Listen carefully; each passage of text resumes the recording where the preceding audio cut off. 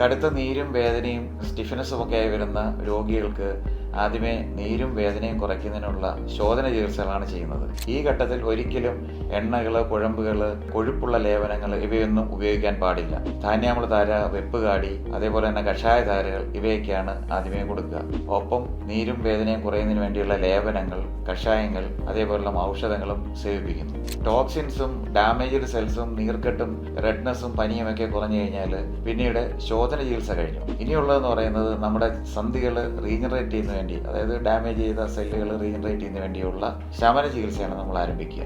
ആരോഗ്യമുള്ള കോശങ്ങളെ ഉൽപ്പാദിപ്പിക്കാനും ഇമ്മ്യൂണിറ്റി വർദ്ധിപ്പിക്കാനും ശരീരത്തെ നോർമലാക്കാനും ശമന ചികിത്സയിലൂടെ കഴിയും. ശമന ചികിത്സയ്ക്ക് ശേഷം സാധാരണഗതിയിൽ വളരെ ക്ഷീണിതമായിട്ടുള്ള ആൾക്കാർക്ക് നമ്മൾ രസായന ചികിത്സ ചെയ്യാറുണ്ട്. അതോടുകൂടി ഒരാളെ നമുക്ക് പൂർണ്ണ ആരോഗ്യത്തിലേക്ക് തിരിച്ചു കൊണ്ടുവരാൻ കഴിയും. അതുകൊണ്ട് ഒരു കാര്യത്തിൽ ഉറപ്പിക്കാം, സന്ധിവാതങ്ങൾക്ക് ആയുർവേദ ചികിത്സ 100% ഫലപ്രദമാണ്.